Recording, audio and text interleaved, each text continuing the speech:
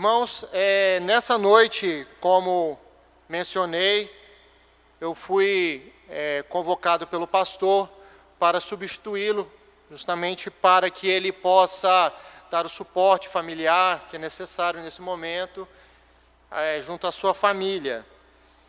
E nessa noite eu convido os irmãos a abrirem as suas Bíblias ou acompanharem na transmissão o texto que está contido na carta de Paulo aos Filipenses, capítulo de número 1, versículos de número 12 e seguintes.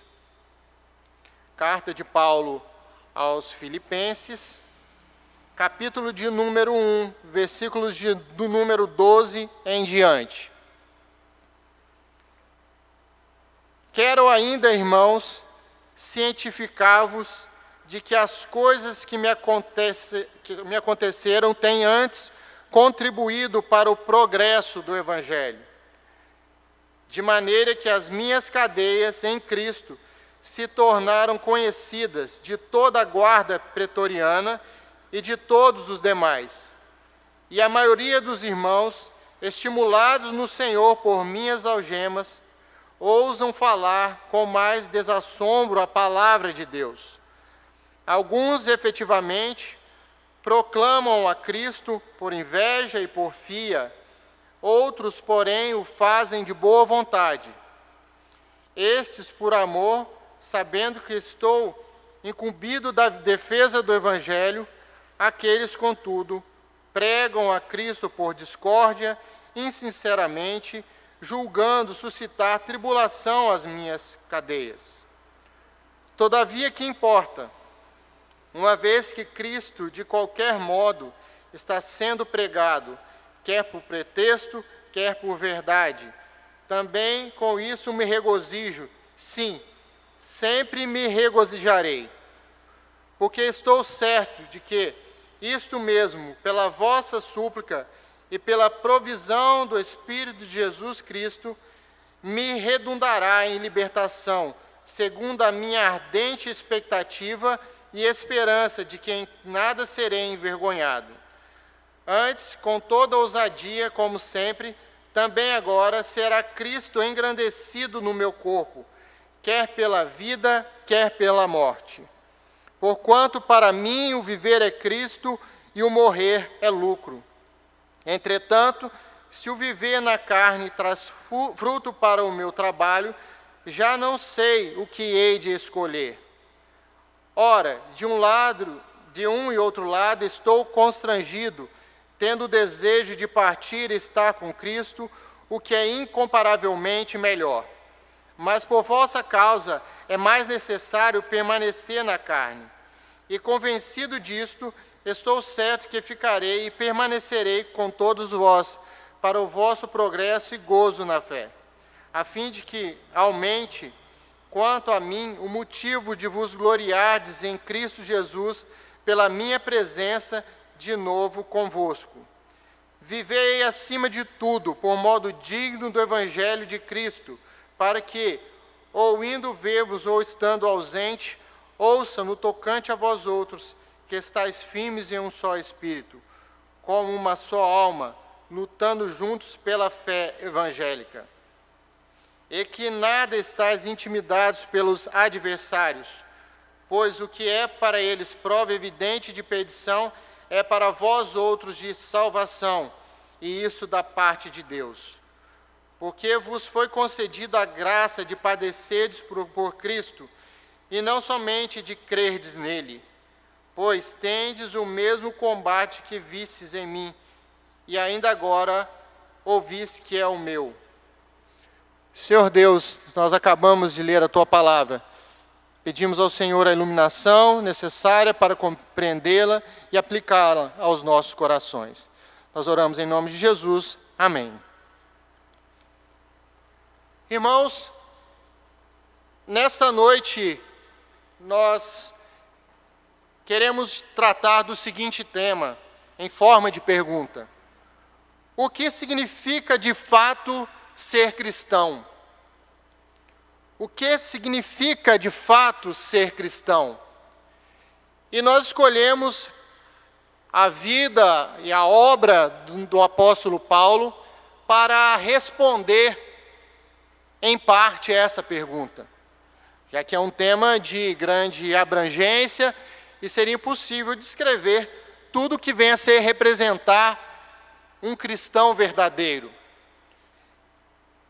A palavra cristão, ela é reconhecida nas Escrituras, ela é visualizada nas Escrituras em 3 textos.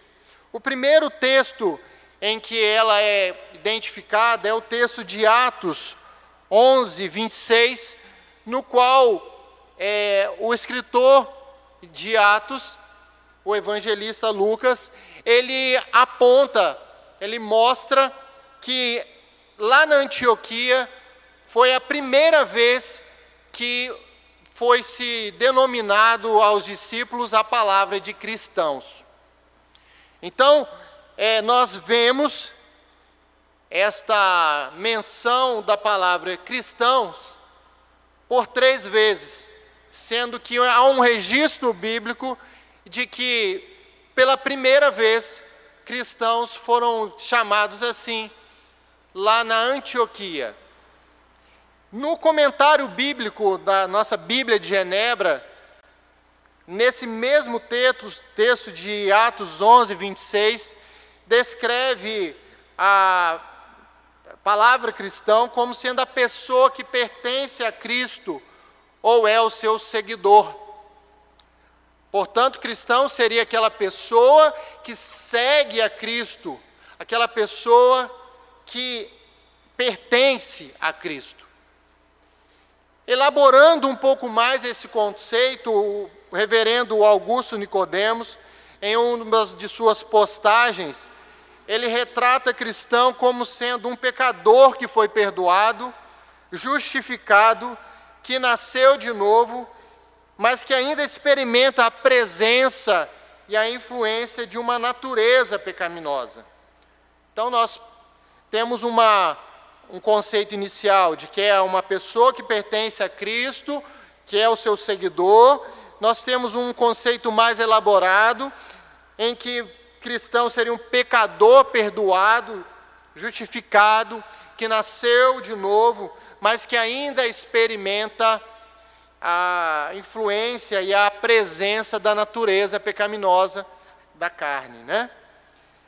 Então, nós vemos a ideia central nesses 2 conceitos iniciais apresentados, que o fato preponderante é a necessidade de visualizarmos uma nova criatura, uma pessoa que está vocacionada por Deus a seguir a Cristo, a ser uma pessoa diferente, a ser uma pessoa que foi transportada de um mundo para a presença gloriosa do Senhor.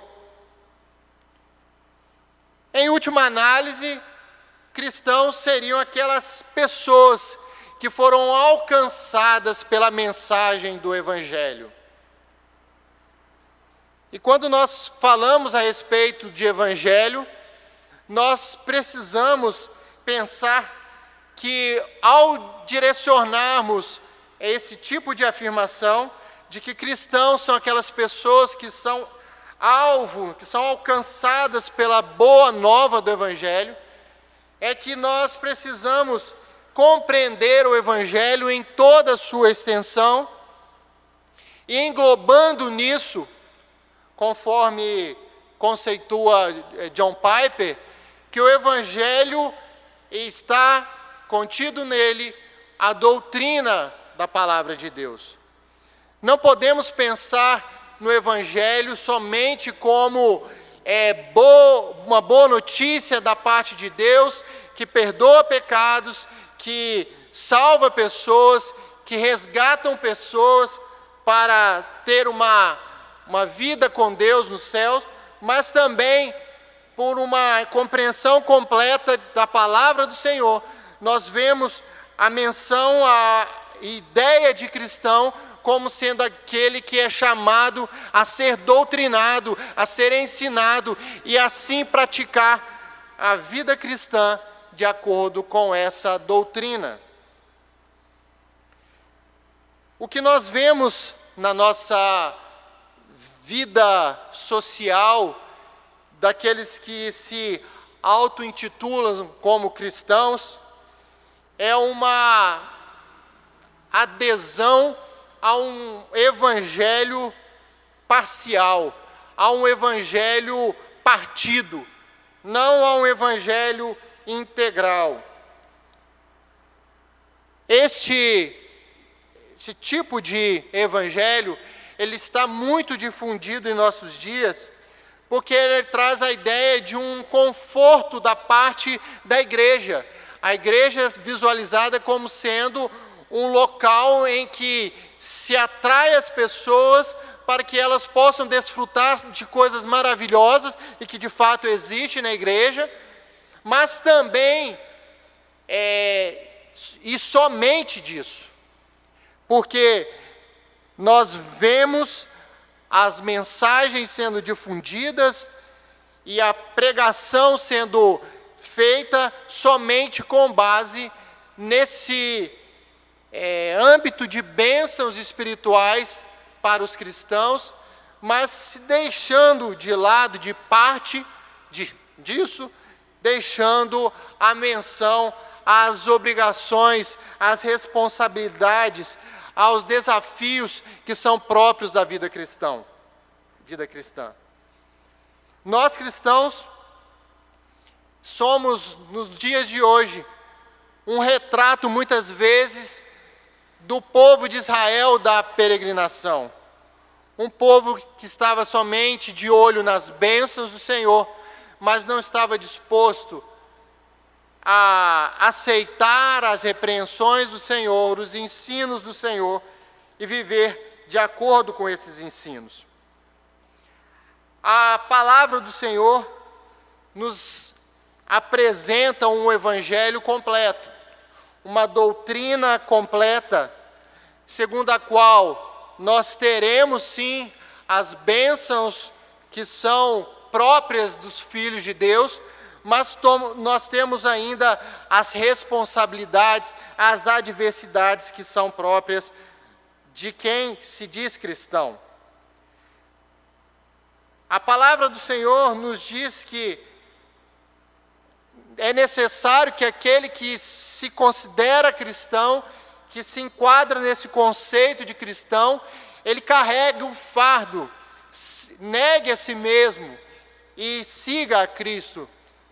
Nós precisamos de um evangelho completo, a compreensão completa desse evangelho, para que nós não venhamos a decepcionar ao nosso Deus na adoração e na forma de serviço que nós prestamos a Ele. Muitos de nós, como se vê no exemplo que tem de lenda a respeito do avestruz, praticamos um tipo de evangelho, um tipo de cristianismo, em que recebemos todas aquelas palavras boas, aqueles bons textos bíblicos, aquelas palavras de conforto da parte do Senhor, dos cuidados que o Senhor tem para conosco, e nós, como avestruz, enfiamos a nossa cabeça na terra, na areia, quando ouvimos falar neste âmbito da palavra de Deus, de coisas que exigem de nós algum tipo de comprometimento, algum tipo de mudança de vida, coisas essas sem a qual nós não podemos falar que somos cristãos. Como nós conceituamos, cristãos são aquelas pessoas que são perdoadas porque se arrependeram, que são justificadas, que receberam o perdão de Deus, foram considerados por Ele justos e habilitados para ser novos crentes. E nós, quando nós caminhamos para um tipo de cristianismo sem que haja esta aptidão, sem que haja essa coragem para enfrentar as dificuldades da vida cristã, ciente de que Deus já nos precaviu disso, de que passaríamos por essas dificuldades, nós estaremos renegando o Evangelho do Senhor. A palavra do Senhor nos diz que nós teríamos aflições aqui, mas que era para termos bom ânimo. Nós precisamos ter a visão completa de que, muito embora o Senhor nos dê muitas bênçãos, Ele também diz que passaremos por aflições. E isso está acontecendo conosco nos momentos de vida que nós estamos tendo, com as dificuldades da saúde pública, da saúde das famílias. Nós temos enfrentado esse tipo de situação. Mas nós precisamos ser alertados pelo Senhor, e nessa noite eu quero aproveitar essa oportunidade para, com um visor aqui em Filipenses 1, a partir do versículo 12 que nós lemos, tirarmos algumas lições sobre o que é ser cristão, segundo esse texto, e nos auxiliar a servir melhor ao Senhor, a termos rumos diferentes na nossa vida cristã, e isso sirva de encorajamento para as nossas vidas, exortação, e que nós possamos, assim, sair dessa noite, após ouvir essa mensagem, melhores enquadrados no reino de Deus, com a exata compreensão do que nós devemos fazer, utilizando como exemplo a figura do apóstolo Paulo, atendendo inclusive a menção bíblica de que nós devemos imitar ele, assim como ele imita a Cristo. E a primeira lição que eu gostaria de registrar com os irmãos está contida nos versículos 12 e 13 e nos versículos 27 a 30. E essa primeira lição é de que ser cristão é andar na contramão do mundo e estar disposto a enfrentar todas as dificuldades que daí decorrem. Então, a primeira lição é que ser cristão é andar na contramão do mundo e estar disposto a enfrentar todas as dificuldades que daí decorrem. Versículos 12 e 13.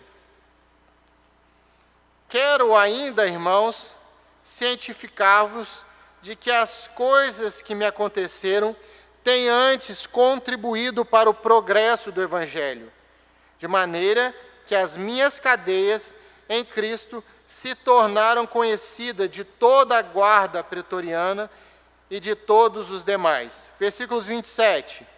Vivei acima de tudo por modo digno do Evangelho de Cristo, para que, ou indo ver-vos ou estando ausente, ouça no tocante a vós outros que estáis firmes em um só espírito, como uma só alma, lutando juntos pela fé evangélica, e que em nada estáis intimidados pelos adversários, pois o que é para eles prova evidente de perdição, é para vós outros de salvação, e isso da parte de Deus, porque vos foi concedido a graça de padecerdes por Cristo, e não somente crerdes nele, pois tendes o mesmo combate que vistes em mim, e ainda agora ouvis que é meu.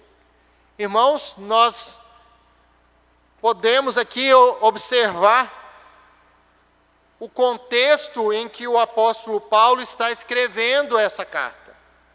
Esta carta, que é por alguns chamada de carta da felicidade ou carta da alegria, ela foi escrita em um momento em que o apóstolo estava preso. Estava preso, muito provavelmente, em Roma, e ele escreve essa carta com uma demonstração muito clara de felicidade de estar servindo ao Senhor, mesmo naquele contexto difícil de adversidade em que ele se encontrava. E o versículo de número 29, ele é muito profundo, porque ele nos diz exatamente a respeito das dificuldades da vida cristã. Nos diz, porque vos foi concedida a graça de padecerdes por Cristo, e não somente de crerdes nele. Então há da parte do apóstolo Paulo aqui um registro da soberania de Deus na condução da vida dos crentes, e sabendo ele do que havia de ser feito por meio daquele propósito específico que o levou à prisão. O apóstolo Pedro, ele registrou que nós não devemos nos envergonhar por estarmos sofrendo pelo fato de sermos cristãos. E nós, de fato, estamos na contramão do mundo. E estando na contramão do mundo, nós enfrentaremos essas dificuldades. Às vezes não enfrentaremos a dificuldade que o apóstolo Paulo enfrentou, de ser preso, de se encontrar nessa condição, mas enfrentaremos outros tipos de dificuldades, de agruras nas nossas vidas. Nós enfrentamos o pensamento da sociedade, que é contra o pensamento de Cristo. Nós enfrentamos um mundo, porque nós não podemos amar o mundo, e o mundo nos odeia, e por tudo isso, nós precisamos ter a visão correta do Evangelho e entender que ser cristão é andar na contramão do mundo.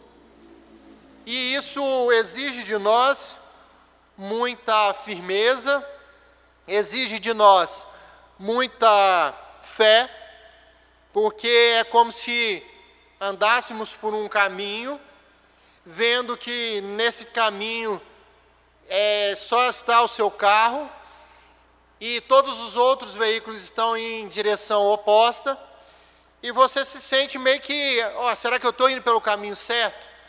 Só se você tiver muita segurança do seu destino, que você não vai parar e perguntar e dar um rumo para aquela trajetória que você está percorrendo. A verdade é que para estar na contramão do mundo, para andar no caminho estreito, é necessário ter uma aptidão dada pelo próprio Deus para andar nesse rumo. Nós precisamos ter a visão correta de que o fato de nós não amarmos o mundo e também o fato de o mundo não aceitar a Cristo fará com que os cristãos, os servos de Cristo, aqueles que são pertencentes ao Senhor, também enfrentem esse tipo de situação. Eu convido ainda os irmãos a abrirem as suas Bíblias em Romanos, capítulo de número 12, versículo de número 2. Mostrando mais uma vez a necessidade do cristão andar nessa contramão.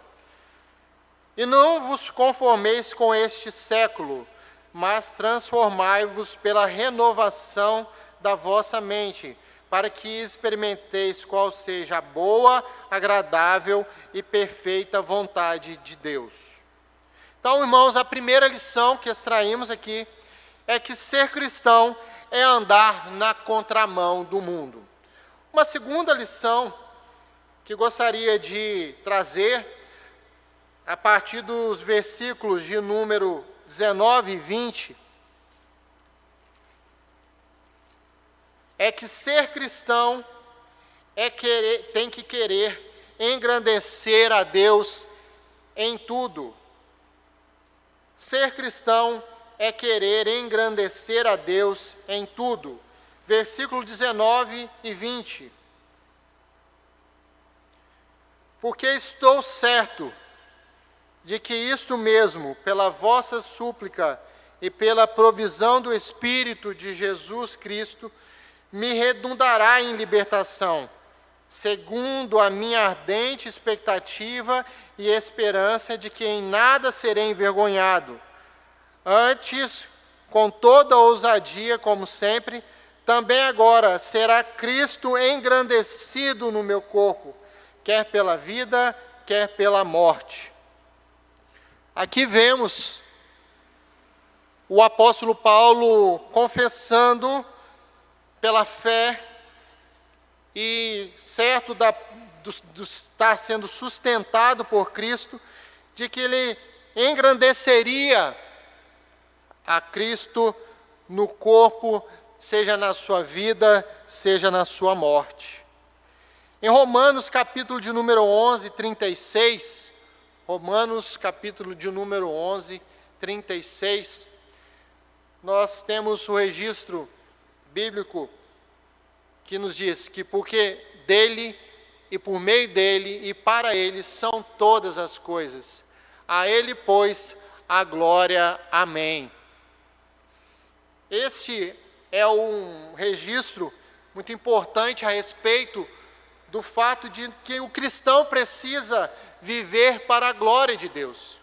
Ser cristão é querer engrandecer a Deus o tempo todo. Esta questão, esse princípio que nós precisamos tirar, esta lição, ela está presente no catecismo maior, que é utilizado pela nossa denominação, ao perguntar qual é o fim supremo e principal do homem. E o catecismo nos responde que o fim supremo e principal do homem é glorificar a Deus e gozá-lo para sempre. Portanto, nós precisamos nos lembrar que ser cristão é andar na contramão do mundo. Ser cristão é querer engrandecer a Deus em tudo e em todo momento. E também, a terceira lição, ser cristão é viver a vida de Cristo, é gozar da presença dEle aqui neste mundo. Versículo de número 21 nos ajuda a enxergar essa lição, de que ser cristão é viver a vida de Cristo, é gozar da presença dEle aqui neste mundo. Assim nos diz a palavra de Deus no versículo de número 21. Porquanto, para mim, o viver é Cristo, e o morrer é lucro. Para mim, o viver é Cristo. Então, o apóstolo Paulo está aqui registrando, no exemplo de sua vida e de sua pregação, que o viver que ele tem aqui nesse mundo é um viver na presença de Cristo. É o próprio Cristo em sua união mística com o ser humano. Nós temos o Salmo de número 42, que nós fizemos a leitura no início do nosso culto. Salmo de número 42, versículo de número 1, que nos diz um pouco dessa necessidade do cristão ansiar por estar na presença do nosso Senhor. Como suspira a corça pelas correntes das águas, assim por ti, ó Deus, suspira a minha alma. O Salmo de número 63 também, versículo de número 1 também, Salmo 63, 1, também fala a respeito desse desejo de buscar a Deus, a presença de Deus. Ó Deus, Tu és o meu Deus forte, eu te busco ansiosamente, a minha alma tem sede de Ti, meu corpo Te almeja como terra árida, exausta, sem água. Então nós precisamos também dessa lição, de que ser cristão é viver a vida de Cristo, é gozar da presença dEle, é ansiar pela presença contínua dEle nas nossas vidas. Precisamos, então, entender que ser cristão é andar na contramão do mundo, ser cristão é querer engrandecer a Deus em tudo, ser cristão é viver a vida de Cristo, é gozar da presença dEle, e ser cristão é também, quarta lição, desejar estar com Cristo na eternidade. Nós temos para essa lição de observar os versículos 21 a 23. Ser cristão é desejar estar com Cristo na eternidade. Não é só desejar a presença de Cristo aqui, mas é desejar estar com Cristo na eternidade. Versículo de número 21. Porquanto, para mim, o viver é Cristo e o morrer é lucro. Versículo de número 23. Ora, de um e outro lado, estou constrangido, tendo desejo de partir e estar com Cristo, o que é incomparavelmente melhor. Aqui nós vemos o desejo do apóstolo Paulo de estar com Cristo também na eternidade, de não só gozar da presença dele aqui na terra, mas estar também com Cristo na eternidade, o que é incomparavelmente melhor. O grande dilema que nós temos na vida cristã é que nós, por vezes, demonstramos um certo anseio de ser protegidos e livrados por Cristo das dificuldades desse mundo e também da morte eterna, de irmos para o céu, mas muitas vezes nós nos esquecemos que o nosso caminhar para o céu não é um caminhar de um simples livramento. O caminhar para o céu, esse grande livramento que teremos como cristãos, se de fato formos cristãos, é estarmos gozando da maravilhosa, majestosa presença do Senhor. Não há na realidade cristã, por todos os exemplos que nós podemos extrair das Escrituras, de pensar em um cristão no céu sem ele ter desfrutado da presença do Senhor aqui na terra. E muitas vezes o nosso desespero com a mensagem da condenação eterna é de nos livrar tanto da morte espiritual, que nós queremos tanto o céu, e nós passamos a desejar o céu mais do que ao próprio Deus que está no céu. Nós precisamos refletir a respeito dessas várias lições que podemos extrair desse texto que acabamos de estudar, lembrando que Deus, ao nos escolheu nos dando grande livramento, nos dando grandes bênçãos espirituais, nos dando também, por outro lado, grandes responsabilidades, e nos dando, sobretudo, uma vida disposta a se relacionar com Deus, a se relacionar com Cristo. Nós não podemos pensar em um cristão como sendo alguém que deseja estar com Cristo na eternidade, sem pensarmos que esse cristão é alguém que deseja viver em comunhão na presença do Senhor Jesus aqui na terra. Nós precisamos de um evangelho completo, da compreensão de um evangelho como um todo, não apenas um evangelho de bênçãos materiais, ou até mesmo de bênçãos espirituais, sem as responsabilidades que são próprias de servir a Cristo. Para servir a Cristo, nós precisamos ter vida de oração, nós precisamos ter vida de leitura da Palavra de Deus, e nós precisamos, sobretudo, das misericórdias do Senhor, para que nós possamos, de fato, atender minimamente a essas exigências. Que o Senhor possa colocar no nosso coração, nessa noite, a visão correta do que é ser cristão.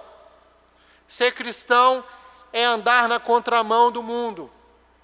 Ser cristão é querer engrandecer a Deus em tudo. Ser cristão é viver a Cristo, é viver a vida dele, é gozar de sua presença. Ser cristão é desejar também estar com Cristo na eternidade. Nós precisamos, portanto, aqui na nossa vida terrena, num antegozo daquilo que teremos na eternidade, desfrutar da presença gloriosa do Senhor nas nossas vidas. Nós não podemos enxergar a uma vida espiritual dissociada de uma comunhão com Cristo. E isso precisa ser examinado no nosso dia a dia, porque a nossa carne milita contra as coisas do Espírito.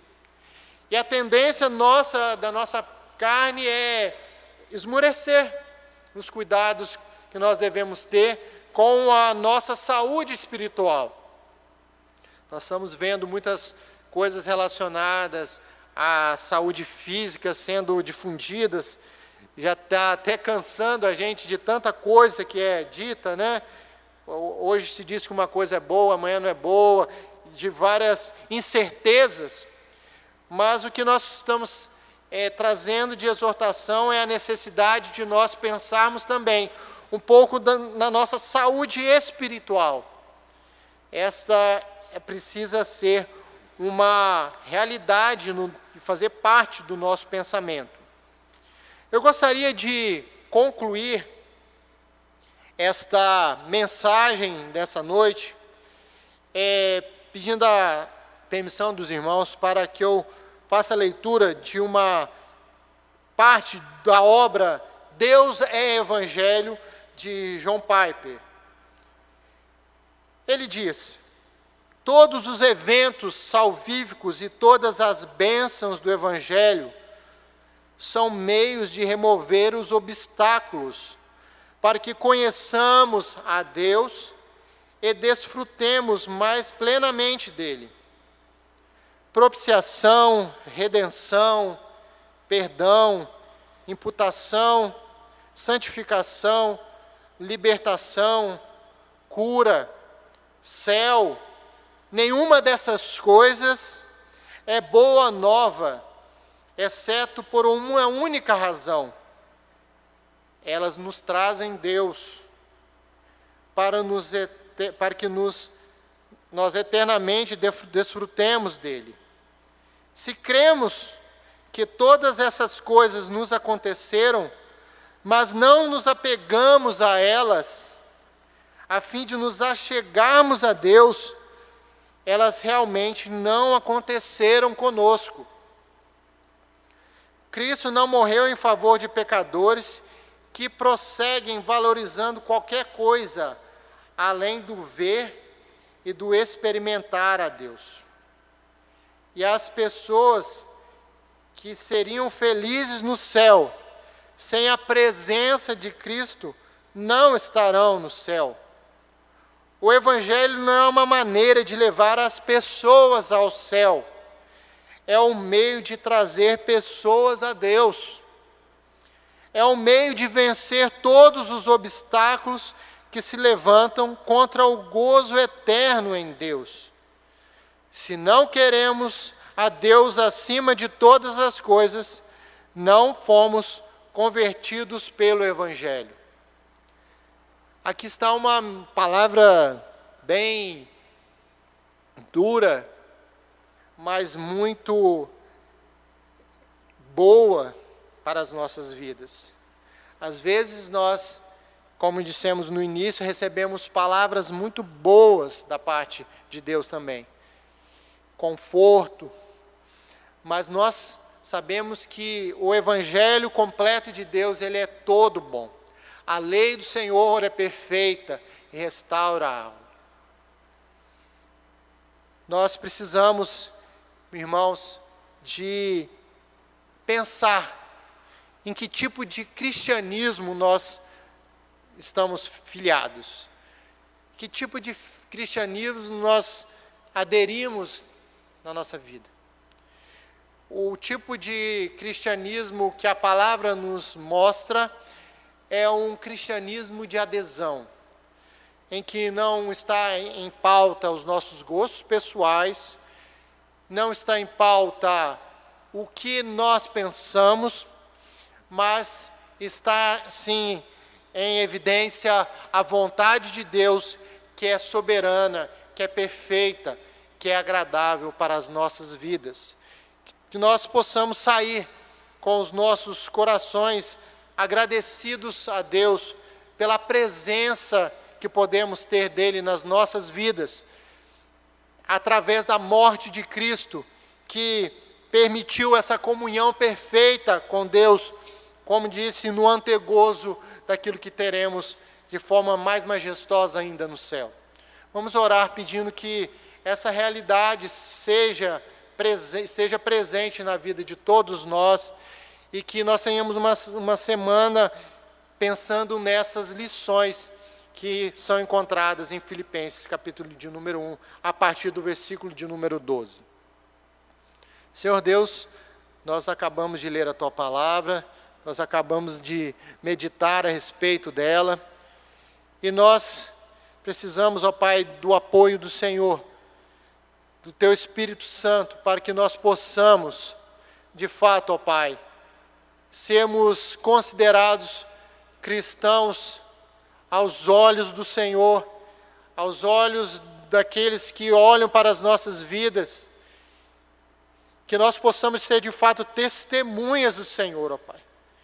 Perdoe a nossa negligência em ser uma demonstração do que é ser verdadeiramente um cristão, ó Pai.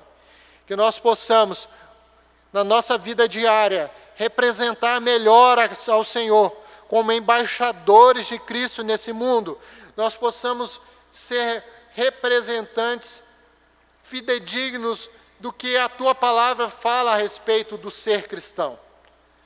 Nós pedimos que o Senhor esteja nos dando o encorajamento necessário para servir ao Senhor. Nós agradecemos pelos cuidados do Senhor nas nossas vidas, pela perseverança dos santos, ó Pai. Por nós não termos sido eliminados da Tua presença, apesar de nós mesmos, apesar das nossas debilidades, das nossas dificuldades em Te servir. Que o Senhor fale aos nossos corações e nos incomode, para a honra do Teu nome, em nome de Jesus. Amém.